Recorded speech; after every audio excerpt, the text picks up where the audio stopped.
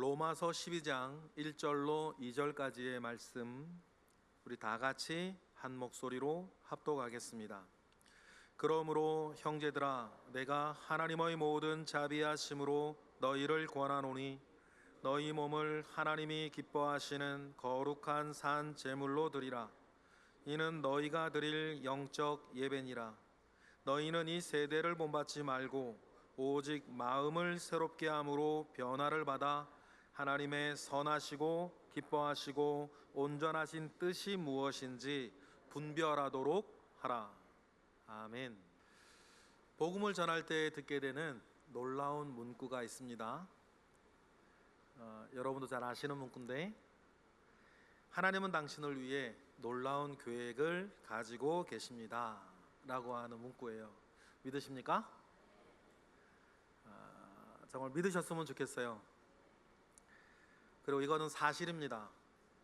이 자리에 계시는 일명 예외 없이 하나님께서는 여러분을 위해 놀라운 계획을 가지고 계세요.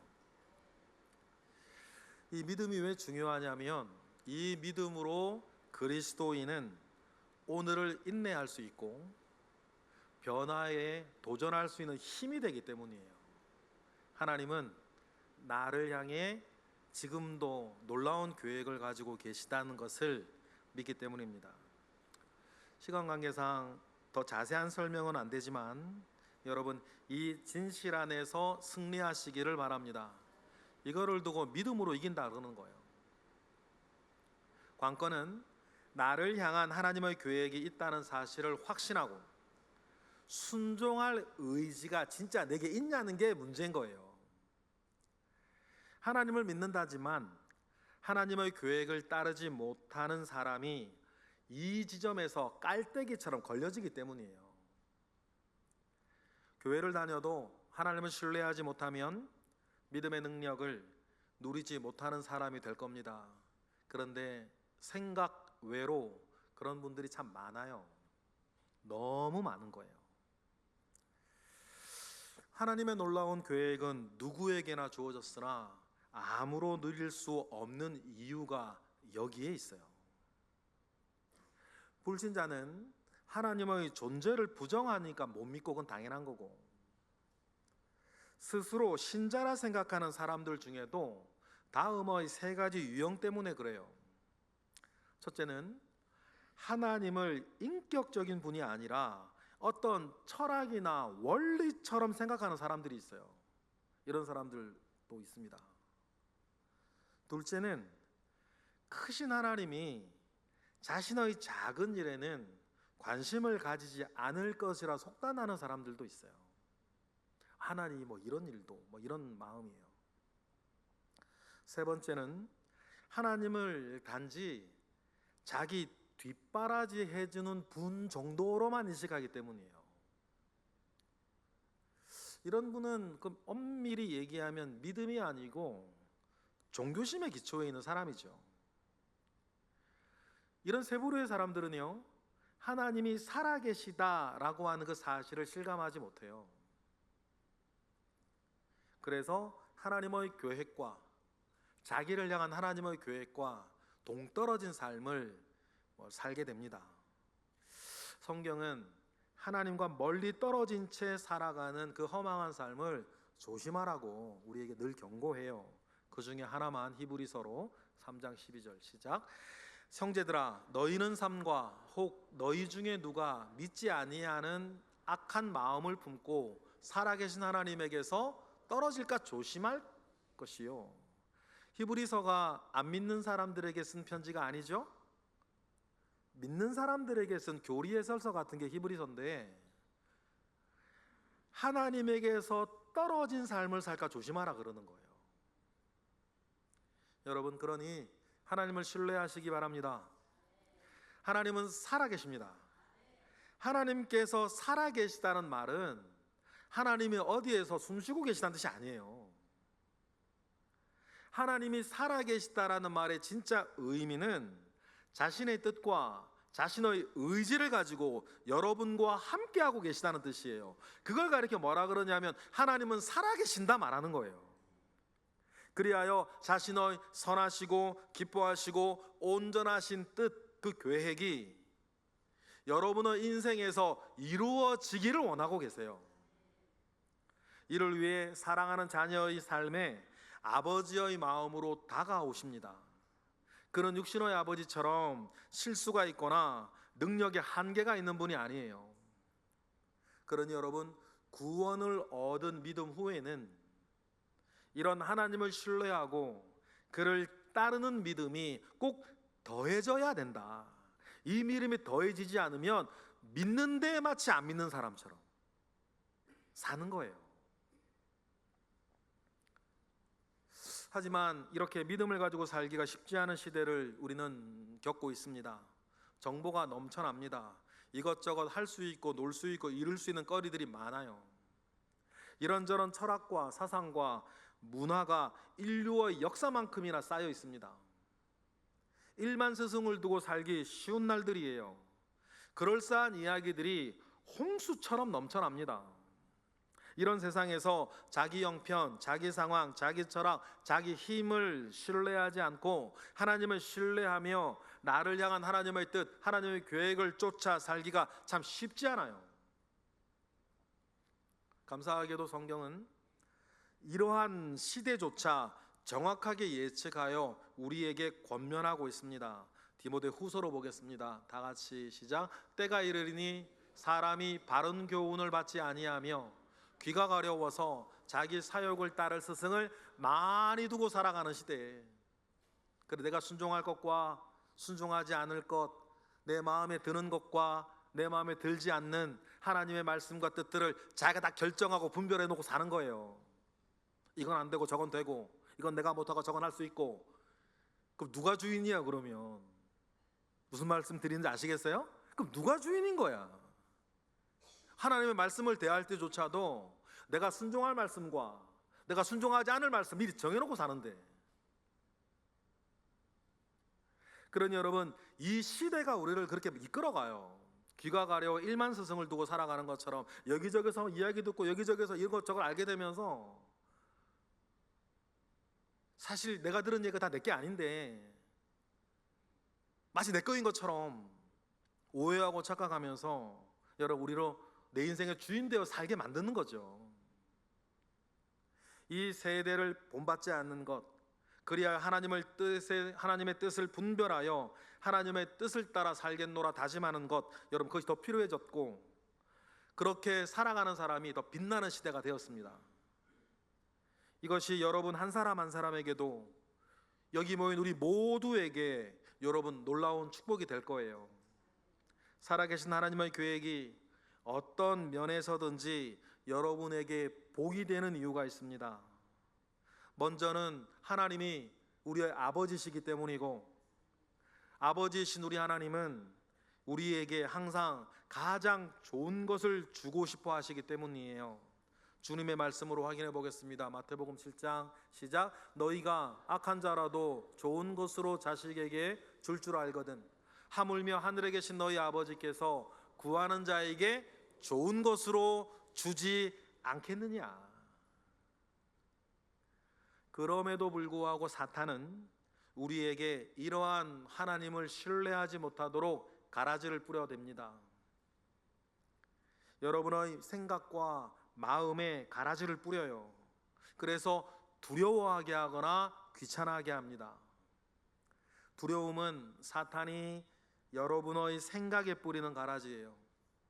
그래서 하나님께서 나에게 감당하지 못할 가혹한 명령을 하실 거라는 두려움들을 은근히 가지게 만들어요. 그래서 하나님을 경계하고 은혜 받는 것을 경계하고 무언가 자칫 잘못하면 내가 큰일 날 것처럼 그런 하나님께 다가이 나아가는 것을 두려워하고 경계하고 멀리하게 만드는 그 마음을 여러분 잘 보셔야 되고, 사탄이 여러분의 생각에 뿌려두는 가라지예요. 한편 마음에 뿌리는 사탄의 가라지는요, 귀찮게 하는 겁니다. 영적인 것에 실증을 가지게 해요. 이거나 저거나 결국 결과는 한 가지인데 하나님의 선한 일을 멀리하게 만들고 하나님의 뜻, 여러분을 향한 하나님의 계획과는 상관없는 삶을 살게 만들어가는 거예요. 여러분, 다시 한번, 하나님은 살아계십니다. 그런 여러분에게 계획을 가지고 계세요. 가장 좋은 것을 주시려는 계획입니다. 성경에서 하나님이라는 주어와 주다라는 서술어 사이에 가장 많이 등장하는 목적어가 복, 은혜, 땅, 이 세 단어거든요. 그 중에 하나만 골라서 읽어볼게요. 이걸 통해서 이 하나님이 주시겠다는 이 가장 좋은 것, 쉽게 말해 이 복을 가지고 뭐라 어떻게 하시겠다는 거냐. 신명기 26장 11절로 보니까 시작. 내 하나님 여호와께서 너와 내 집에 주신 모든 복으로 말미암아 너는 레위인과 너희 가운데 거류하는 객과 함께 즐거워할지니라. 하나님이 복을 주십니다. 항상 주고 싶어 하는 거예요. 그런데 받는 사람, 받을 사람으로 생각할 부분이 여기서 하나 더 있죠. 하나님이 주고 싶어 하시는 이 복이 나를 위한 것으로 남아야 있어야 할 것이 아니라 하는 사실을 깨닫는 거예요. 하나님이 복을 주실 때에 이것은 내가 또 다른 누군가와 함께 즐거워해야 할 은사가 되어야 한다는 사실이에요. 여러분, 이것이 하나님께서 복을 주시는 목적입니다. 예를 들어 어떤 분에게 넉넉한 재정 상황이 있습니까? 여러분, 그것이 나를 위한 복으로만 남아있으면 안 돼요. 그것은 복을 넘어 은사가 되어야 됩니다. 다른 사람은 하지 못하는 은사가 되어야죠. 그래서 레위인과 다른 거류민과 함께 즐거워하게 될 힘으로 사용되어야 할 것 아닙니까? 이것이 물질의 복을 주신 하나님의 뜻이에요. 그런데 돈뿐이겠습니까?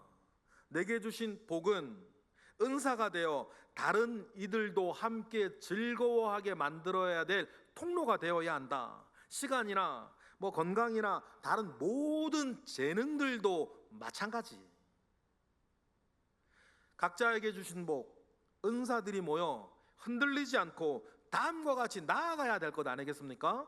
우리 고린도전서로 확인하겠습니다. 15장 시작. 우리 주 예수 그리스도로 말미암아 우리에게 승리를 주시는 하나님께 감사하노니 그러므로 내 사랑하는 형제들아 견실하여 흔들리지 말고 항상 주의 일에 더욱 힘쓰는 자들이 되라. 이는 너희 수고가 주 안에서 헛되지 않은 줄 알미라. 믿으시면 아멘 하시겠어요?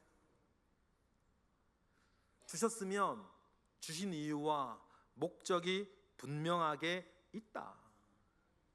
사람이 주시는 복으로 모두의 승리를 견인해 가는 겁니다. 이러한 선순환을 일으키는 것이 우리에게 하나님께서 복을 주시는 이유예요. 이것이 우리 인생을 향해 가지고 있는 하나님의 놀라운 계획 중에 하나 아니겠습니까? 이것이 우리를 향한 하나님의 뜻입니다. 그러니 여러분, 우리는 만사에 살아계신 하나님의 좋은 뜻을 생각하며 다음과 같이 살아가시기를 부탁을 드립니다. 오늘 본문이에요. 2절 시작. 너희는 이 세대를 본받지 말고 오직 마음을 새롭게 함으로 변화를 받아 하나님의 선하시고 기뻐하시고 온전하신 뜻이 무엇인지 분별하도록 하라. 20살이 넘어가는 어느 즈음부터인 것 같은데 제가 기도를 하면 자꾸 반복되어지는 말이 있는 거예요. 그것이 무엇이었냐면 군사로 모집된 자는 자기 생활에 얽매이지 아니하나니 이는 모집한 자를 기쁘게 하려 하심이라. 저는 맨 처음에 이 말씀이 성경 말씀인 줄 몰랐어요. 근데 저 기도를 하는데 군사로 모집된 자는 자기 생활에 얽매이지 아니하나니 이는 모집한 자를 기쁘게 하라 하심이라. 이 말을 방언으로 기도할 때나 기도할 때만 자꾸 이렇게 반복되는 건데 이 말이 무슨 말일까? 근데 뜻이야 알겠지 제가. 근데 내가 이 말을 자꾸 기도 때마다 반복하는 이유를 모르겠더라고요. 나중에 알게 보니까 그게 성경에 있더라고. 이게 성경 말씀이었구나. 그런데 요즘은요 한 2년 정도 된 것 같은데 내가 의도한 건 아닌데 기도할 때마다 지금 반복하는 말이 있어요. 하나님의 온전하시고 기뻐하시고 선하신 뜻. 그의 선하시고 기뻐하시고 온전하신 뜻. 이 말이 자꾸만 기도할 때마다 반복이 되는 거예요.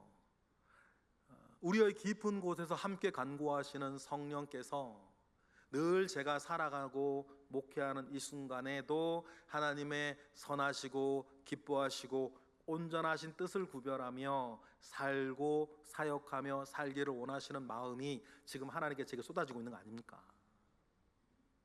여러분, 하나님의 뜻을 분별하며 사는 건 중요해요. 여러분, 분별하고 싶으세요? 첫걸음은 관심이에요. 하나님의 뜻에 대한 관심. 자기를 향한 하나님의 뜻을 궁금해하는 분들이 많습니다. 근데 호기심을 넘어 정말 관심을 가져보실래요? 여러분을 향한 하나님의 가장 확실한 뜻은 다음에 4가지예요. 보통 3가지만 말하는데 전체를 보면 한 가지 더 더해야 되는데, 성경에서 너희를 향한 하나님의 뜻이라 분명하게 명시되어져 있는 부분이 있지 않습니까? 우리 한번 읽어볼래요? 이것보다 분명한 건 없지요. 우리 데살로니가 전서 5장 말씀 다 같이 시작. 3가 누가 누구에게든지 악을 악으로 갚지 말게 하고 서로 대하든지 모든 사람을 대하여 항상 선을 따르라. 이게 첫 번째. 두 번째, 항상 기뻐하라. 두 번째. 세 번째, 쉬지 말고 기도하라. 네 번째, 범사에 감사하라. 이것이 그리스도 예수 안에서 너희를 향한 하나님의 뜻이니라. 항상 선을 따르는 것. 둘째, 항상 기뻐하는 것. 셋째, 쉬지 말고 기도하는 것. 넷째, 범사에 감사하는 것. 여러분, 각 항목을 기억하고 언제 어디서나 누구와 무엇을 함께 하든지 이를 기억하고 이루어 내시기를 주님의 이름으로 축복합니다. 이거보다 분명한 하나님의 뜻이 어디 있어요? 이것을 여러분의 삶에 적용해 나가는 것은 여러분의 이제 과제인 것이고, 우리 삶이 그래 다양하니까. 자기 자존심을 세우고 분풀이하는 것보다 악으로 악을 갚지 않고 선을 행하며 선으로 악을 이기는 것이 중요해요. 이것이 하나님의 뜻이니까. 여러분, 이거 이해하시겠어요? 나는 이겼는데 결국 우리 모두가 악에게 진 상황. 우리 살다 보면 그런 때 있단 말이에요. 나는 저 사람을 이겼어. 그런데 우리는 악에게 다 졌지. 여러분, 이 상황을 조심하셔야 되는 거예요.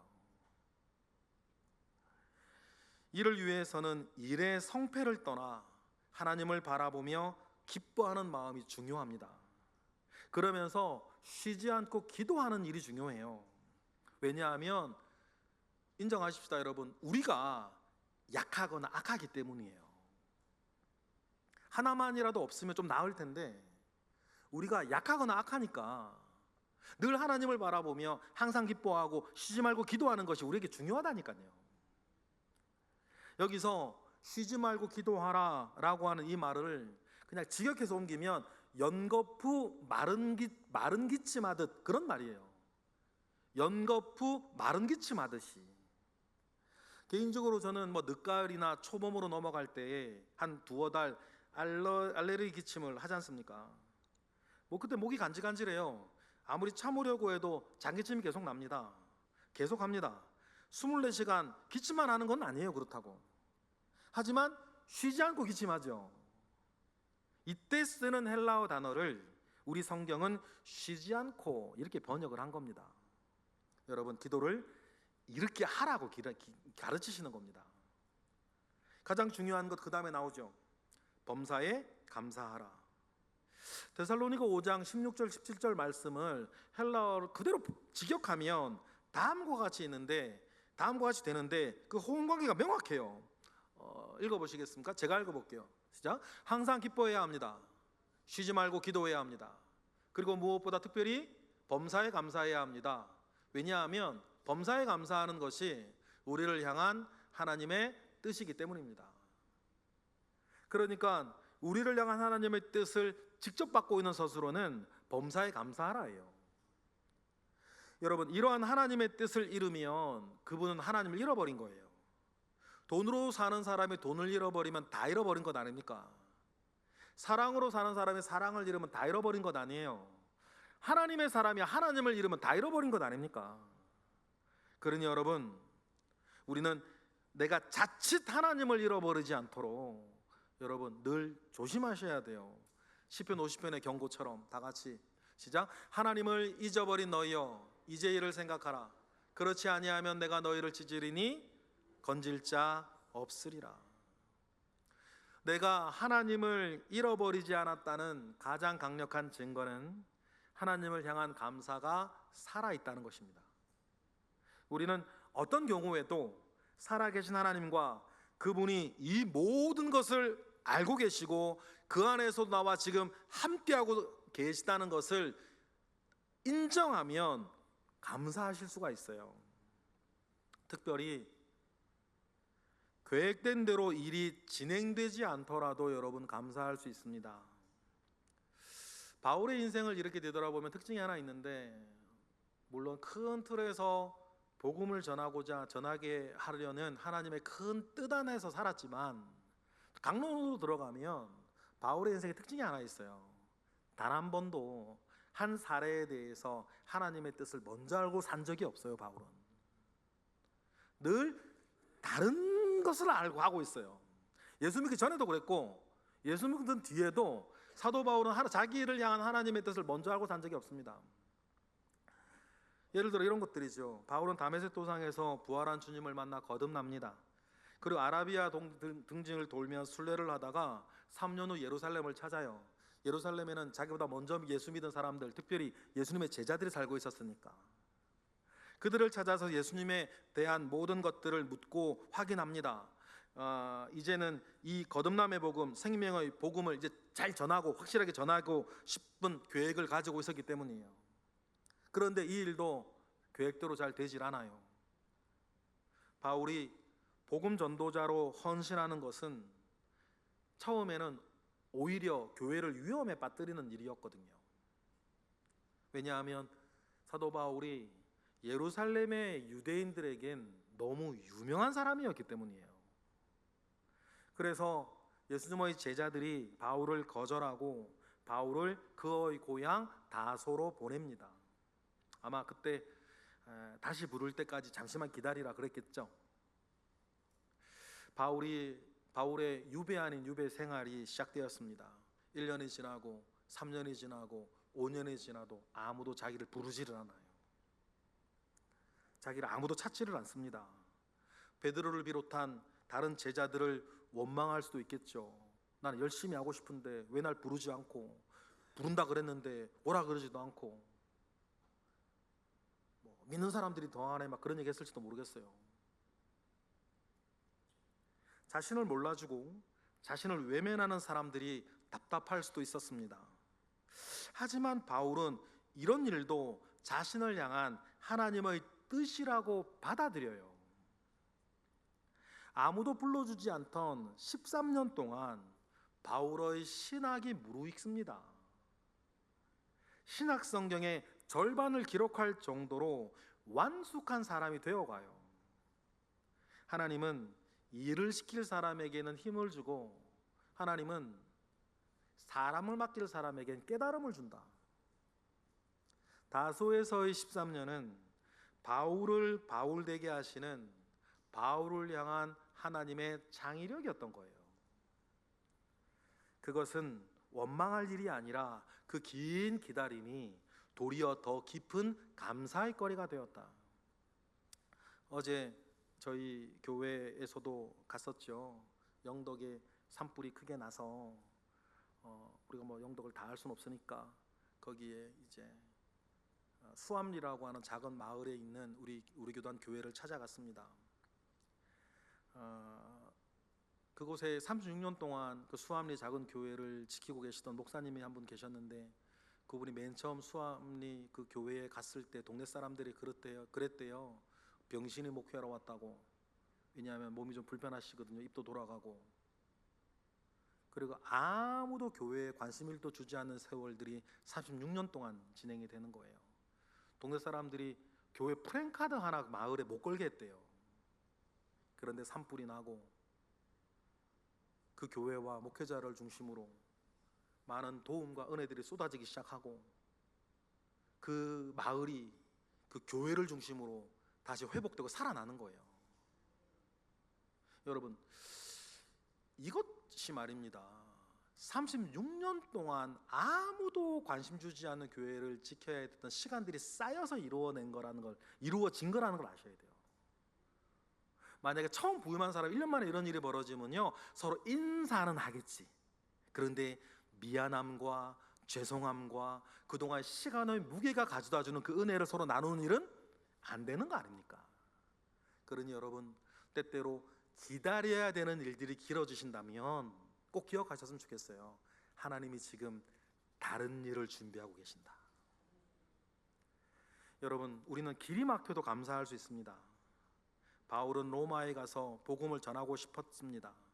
그런데 어떤 이유에서였는지 자꾸만 길이 막혔어요. 그래서 몇 년을 가지 못했습니다. 바울이 로마 교회에 그렇게 가고 싶었으나 가지 못하여서 기록된 게 로마서였어요. 자신은 가지 못하니까 편지라도 먼저 써서 보낸 겁니다. 여러분, 그런데 이 로마서가 훗날 모든 교회에 축복이 된 것 아닙니까? 교회 역사에서 로마서가 끼친 공헌은 이루 말로 표현할 수가 없어요. 그래서 대부분의 그리스도인에게 성경 66권 중에서 제일 중요하다고 생각하는 책 5권을 꼽아보라 그러면 일명 예외 없이 로마서는 들어가요. 여러분, 일이 실패하고 길이 막히고 기도의 응답이 늦어져서 기다림이 길어진다면 꼭 기억하십시다. 하나님은 지금 다른 일을 준비하고 계신다. 나중에 제수의 신분으로 바울은 로마에 가게 됩니다. 거기서 꽤 오랜 기간을 가택연금 상태로 있었어요. 로마를 거쳐 땅끝인 서머나로 가고자 하는 자신의 계획과는 점점 멀어지는 거예요. 아까 말씀드렸죠? 바울은 단 한 번도 하나님의 뜻을 먼저 알고 산 적이 없어요.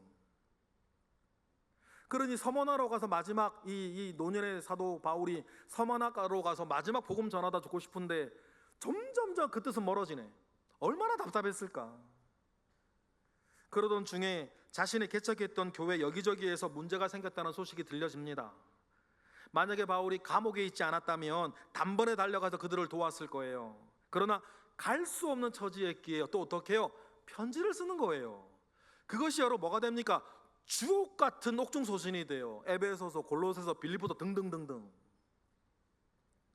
여러분, 다시 한번 기억하십시다. 일이 틀어지고 길이 막히고 응답이 늦어진다면 하나님은 지금 다른 일을 준비하고 계신다. 살아계신 하나님은 여러분에게도, 여러분을 통해서도, 다른 사람들에게도 좋은 것, 가장 좋은 것을 주시는 분입니다.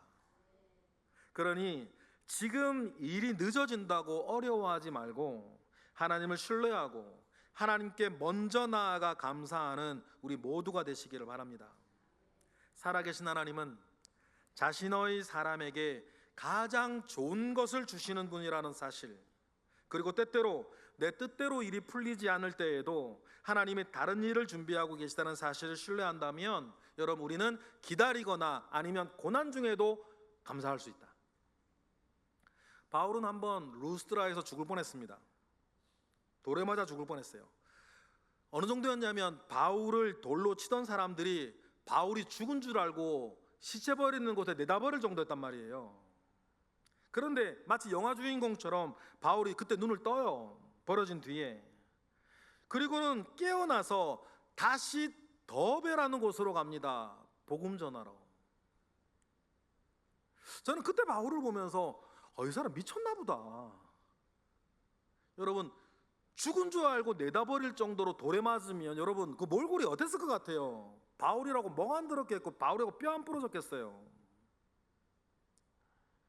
그런데도 깨어나서 더베로 가는 거예요. 아마 쩔뚝쩔뚝하고 갔겠지. 지팡이 짚고. 그런데 이러한 바울의 모습을 처음부터 끝까지 지켜본 사람이 있었는데 누구였냐면 루스드라에 살던 디모데예요.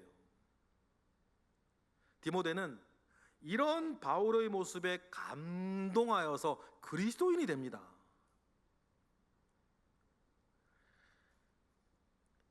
바울이 루스드라에서 죽을 뻔했다 그랬는데 이런 고난을 바울이 왜 당하고 살아야 됩니까? 한술 더 떠서 이런 고난, 이런 지경에 빠졌으면 빠졌으면서도 굴하지 않고 계속해서 복음을 전하는 이유가 뭐예요?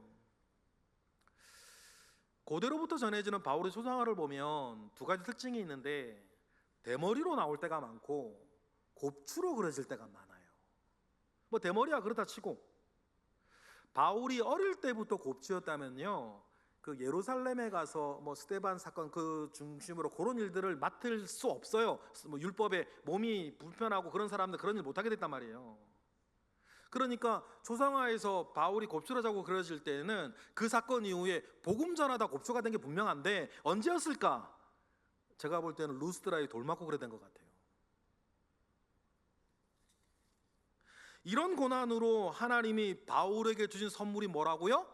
디모데였다니까요. 1년 후 바울이 다시 루스드라를 찾았을 때에 디모데는 바울을 쫓아 선교사가 됩니다. 그리고 바울이 이때의 일로 영적인 아들이자 걸출한 후계자 디모데를 얻어요. 바울이 나중에 자신의 죽음이 임박했다는 것을 알았을 때 제일 먼저 보고 싶어 했던 사람이 디모데였어요. 이런 디모데를 루스드라의 고난에서 얻습니다. 여러분, 이런 결과가 바울의 계획 가운데 있었을까요? 없었지. 이건 바울이 계획한다고 되는 일이 아니니까. 바울은 그저 자신에게 찾아온 고난에 맞닥뜨려 싸웠을 뿐입니다. 살아계신 하나님을 신뢰하여 모든 일에 감사하며 시간을 보냈을 뿐이에요. 그런데 하나님은 그 고난을 통해서도 다른 일을 이루신 거 아닙니까? 끝으로 우리는 우리의 가시에도 하나님께 감사하십시다. 하나님은 바울에게도 은혜를 주셨지만 여러분들에게도 여러 가지 가시를 주시니까, 우리 그래서 복음성가 가사처럼 우리는 장미에도 감사할 수 있고 때때로는 장미의 가시에도 감사할 수 있는 믿음이 우리 모두에게 있기를 바라요. 바울은 자기의 육신에도 가시가 있었죠. 그런데 그 육체의 가시 덕분에 누가를 만날 수 있었습니다. 평생의 동역자를 만난 거예요. 누가는 디모데나 디도처럼 교회에게 파송받아 목회를 한 사람이 아닙니다. 아볼로처럼 설교를 잘해가지고 이 교회 저 교회 불려다니면서 뭐 부흥회하는 사람도 아니었어요. 누가는 그저 몸이 아픈 바울을 수행하며 따라다녔을 뿐입니다. 만에 하나라도 바울에게 무슨 일이 생기면 안 되니까 말이에요. 다른 사람은 바울 곁을 잠시라도 떠날 수 있었지만 누가는 어디든 바울을 쫓아다녀요. 그와 항상 함께합니다. 왜냐하면 보살펴야 되니까. 심지어는 감옥에도 함께 있어요. 감사하게도 누가는 로마 시민권자였으니 좀 구애받지 않고 자유롭게 감옥에도 누가와 함께 하였어요. 뭐 돌봐줘야 된다는 그런 이유도 있었겠죠. 그럼 누가는 뭐 다른 사람들도처럼 복음도 안 전하고 교회도 개척도 안 하고 그냥 바울 따라다니면서 몸이나 이래 관리해주고 있는데, 모르겠습니다. 성경에 그 말 안 나오니까 가끔 누가도 나는 왜 이러고 있나, 다른 사람들처럼 좀 멋지게 좀 여보라는 듯이 사역하고 싶은데 그런 생각이 안 들었을까? 그런 생각을 해봐요. 그런데요, 바울은 육신에 가시가 있었고 누가는 그걸 고쳐주어야 하고, 그래서 바울 곁을 잠시라도 떠날 수가 없어서 하나님께서 우리에게 남겨주신 축복이 하나 있어요. 뭐예요? 사도행전인 거예요. 사도행전은 모든 것을 지근거리에서 지켜본 누가가 아니면 쓸 수가 없는 교회사 최초의 역사서 아닙니까? 주의 복음이 어떻게 전 세계로 퍼져가게 되었는지 그 첫 출발을 알게 하는 기념비적인 작품이 사도행전이거든요. 바울이 아니면 누가가 이런 사실을 염두에 두고 동행했을까요? 여러분, 이것도 그렇지 않은 거예요. 자신의 삶에 최선을 다하는 사람을 통해서 하나님께서 이루어내신 일 아닙니까? 자기 육체의 가시를 통해서라도 최선을 다하려는 믿음의 사람들을 통해서 하나님께서 이루신 일입니다.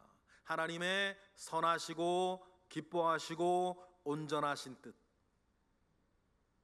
하나님의 선하시고 기뻐하시고 온전하신 뜻이 바울에게만, 누가에게만, 디모데에게만, 저에게만, 우리 모두를 향해 있는 거라는 걸 여러분 확신하셨으면 좋겠어요. 이게 여러분을 살립니다. 이 사실을 알기에 우리는 계획대로 일이 진행되지 않아도, 길이 막히고 실패를 하거나 응답이 늦어지고 고난이 찾아와도 하나님을 바라보며 감사할 수 있습니다. 우리에게 주어지는 모든 일을 통해서 하나님께 감사할 수 있어요. 그리고 이는 우리가 반드시 가져야 될 여러분 큰 믿음입니다. 이것이 우리를 향한 하나님의 강력한 뜻인 범사에 감사하라고 하는 이 말씀을 이루어내는 거예요.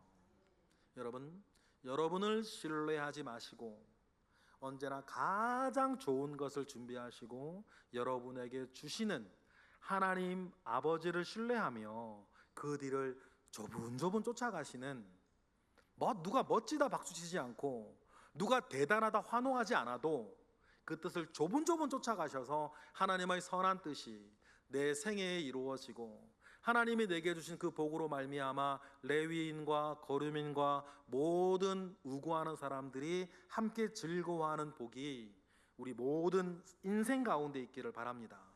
그러려면 여러분 말 그대로 범사, 모든 일 아닙니까? 이런 일 저런 일 어떤 일이라도 하나님을 신뢰하여서 감사로 받아들이고 믿음으로 하나님께서 하실 다음 일을 기다릴 줄 아는 영성이 우리 모두에게 있기를 바랍니다. 디모데전서 4장의 말씀처럼 다 같이 시작. 하나님께서 지으신 모든 것이 선함에 감사함으로 받으면 버릴 것이 없나니 하나님의 말씀과 기도로 거룩하여 짐이라. 믿으십니까?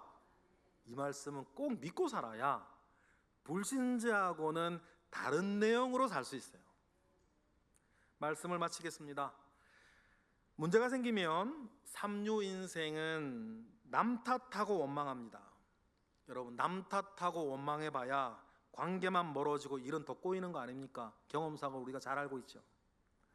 여러분, 화낸다고 해결될 일은 이 세상에 하나도 없습니다. 맞습니까? 내 속만 후련하지. 화낸다고 해결될 일은요, 이 세상에 하나도 없어요. 이루 인생은 무조건 참는데요. 참기만 하고 시간 보내면 하나님이 하신 일이 드러날 겁니다. 그런데 왜 이루 인생이라 그러냐면 그 시간이 너무 무거운 거야. 참는 시간이 즐겁지도 않고 너무 힘들어요. 반면에 인류 인생은 그 속에서도 하나님께 감사할 줄 압니다. 하나님을 신뢰하기 때문입니다. 감사하니 기대합니다. 기대하니 기다리는 시간도 한결 가벼워지는 것 아닙니까? 그래서 여러분, 감사는 성품의 영역이 아니라 감사는 영적인 능력이에요. 감사하십시다. 일이 잘 돼서 하는 감사는 누구나 할 수 있습니다. 하나님이 살아계시다는 사실을 믿기에, 그리고 나를 향한 하나님의 뜻은 선하시고 기뻐하시고 온전하시다는 것을 믿기에 상황이 아니라 하나님을 신뢰하며 나를 향한 하나님의 계획 속에 살아가는 우리 모두가 되기를 주님의 이름으로 축복합니다. 기도하겠습니다. 하나님 감사합니다. 살아계신 하나님이 우리의 희망이요 능력이고 소망이 됩니다. 그 하나님을 신뢰하여 믿음으로 살고자 하는 이곳의 모든 예배자들을 기억하사 우리의 이 믿음이, 우리의 다짐이 믿음의 결실이 되어 돌아오게 하시옵소서. 예수 그리스도의 이름으로 기도드렸나이다. 아멘.